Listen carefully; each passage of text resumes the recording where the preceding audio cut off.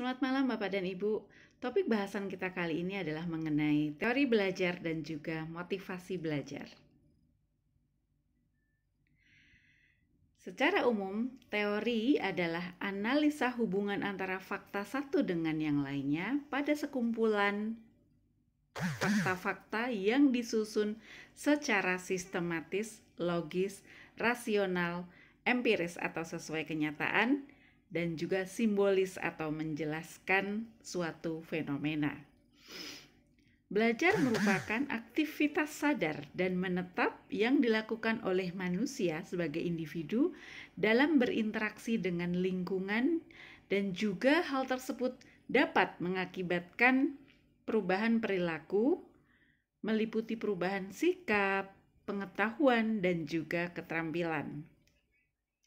Ciri daripada individu yang telah mengalami proses belajar adalah adanya perubahan perilaku yang lebih baik dan relatif menetapkan akibat interaksi aktif individu tersebut dengan lingkungannya. Nah, teori belajar sendiri sering dikaitkan dengan teori pragmatik dan juga elektik. Teori dengan sifat demikian itu hampir dipastikan tidak pernah mempunyai sifat ekstrim. Tidak ada teori belajar yang secara ekstrim mampu memperhatikan aspek mahasiswa saja, atau mementingkan aspek dosen saja, atau kurikulum saja, dan lain sebagainya. Teori belajar dibagi menjadi 5 aliran menurut ahli psikologi. Yang pertama adalah aliran atau mazhab tingkah laku yang menekankan pada hasil dari proses belajar. Yang kedua adalah aliran atau mazhab kognitif yang menekankan pada isi apa yang dipelajari. Yang ketiga adalah aliran atau mazhab humanistik. Yang keempat, aliran atau mazhab konstruktivistik, dan juga yang kelima adalah aliran atau mazhab sibernetik. Nah, belajar sendiri merupakan sebuah tingkah laku. Proses belajar mengajar adalah dimulai dari stimulus, kemudian melewati proses yang mana dipengaruhi oleh faktor-faktor lain yang dampaknya bisa sebagai penguat atau justru negatif, artinya menguatkan atau melemahkan, sebelum kemudian memperlihatkan hasil akhir berupa respon. Stimulus ini sebagai masukan dan juga respon sebagai keluaran. Jika faktor yang ada memberi penguat, maka respon yang dihasilkan menjadi memperkuat timbulnya respon gitu ya. Atau kalau jika negatif, maka memperlemah respon tersebut. Nah, belajar diartikan sebagai akibat interaksi antara stimulus dan juga respon. Itu menurut Slavin pada tahun 2000. Nah, belajar sendiri belum menjelaskan proses secara lengkap. Dan juga proses belajar ini memiliki kelemahan yang belum dapat diukur secara baik.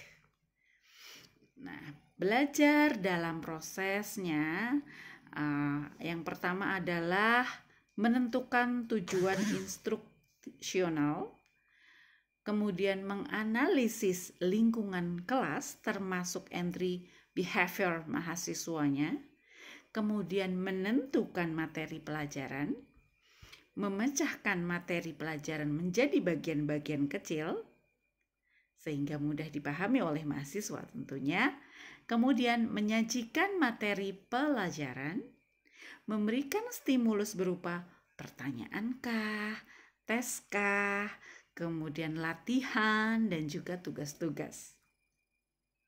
Mengamati dan mengkaji respon yang diberikan oleh mahasiswa, memberikan penguat atau positif, bisa negatif juga, kemudian memberikan stimulus baru. Selanjutnya, kita harus mengevaluasi hasil belajar tersebut. Yang terakhir adalah memberikan penguatan dan seterusnya. Bicara mengenai mazhab, tadi kita sebutkan bahwa ada mazhab kognitif atau mazhab yang menekankan pada proses belajar. Nah, mazhab ini adalah mendeskripsikan bahwa belajar merupakan proses berpikir di balik tingkah laku yang terjadi atau adanya perubahan persepsi dan pemahaman.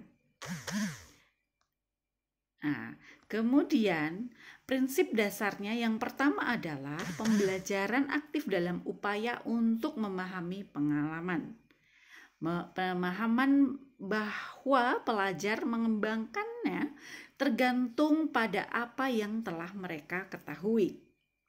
Belajar membangun pemahaman dari catatan-catatan yang dibuat oleh mahasiswa, atau belajar adalah merupakan perubahan dalam struktur mental seseorang, dalam hal ini mahasiswa, sehingga mampu menentukan perubahan persepsi maupun perubahan pemahaman. Teori yang belajar ini yang berkembang berdasarkan teori Piaget, teori kognitif Bronner, dan juga teori bermakna Ausubel. Nah, kelemahannya adalah teori ini lebih dekat pada psikologi daripada teori belajar. Kemudian teori ini sukar dipraktekkan karena tidak mungkin memahami struktur kognitif yang ada dalam setiap individu atau setiap mahasiswa. Nah, kognitif terkait dengan perkembangan Piaget sendiri, yaitu proses belajar ini terjadi menurut tahapan perkembangan sesuai umur. Tahapannya diantaranya adalah asimilasi atau penyesuaian pengetahuan baru dengan struktur kognitif yang sudah ada. Berikutnya akomodasi atau penyesuaian struktur kognitif mahasiswa dengan pengetahuan baru. Dan juga ekuilibritasi atau penyeimbangan mental. Bicara mengenai prinsip-prinsip pembelajaran secara teoritis psikologis, yang pertama ada faktor kognitif yang mampu menggambarkan bagaimana peserta didik berpikir dan mengingat, serta menggambarkan faktor-faktor yang terlibat dalam proses pembentukan makna informasi dan pengalaman yang mereka dapatkan. Yang kedua, faktor afektif yang menggambarkan bagaimana keyakinan, emosi, dan motivasi mempengaruhi cara seseorang dalam situasi pembelajaran. Seberapa banyak orang belajar dan usaha yang mereka lakukan untuk mengikuti pembelajaran tersebut. Kondisi emosi seseorang, keyakinan tentang kompetensi pribadinya, harapan terhadap kesuksesan, minat pribadi, dan tujuan belajar, semua itu dapat mempengaruhi bagaimana motivasi peserta didik yang kita ajar.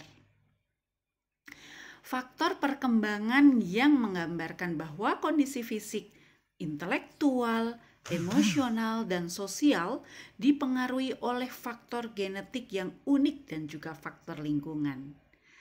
Faktor pribadi sosial yang menggambarkan bagaimana orang lain berperan dalam proses pembelajaran dan cara-cara orang belajar dalam kelompok.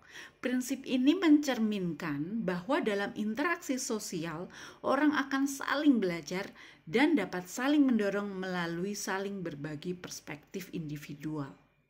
Kemudian faktor perbedaan individual sendiri menggambarkan bagaimana latar belakang individu yang unik dan kapasitas masing-masing berpengaruh dalam proses pembelajaran di masyarakat.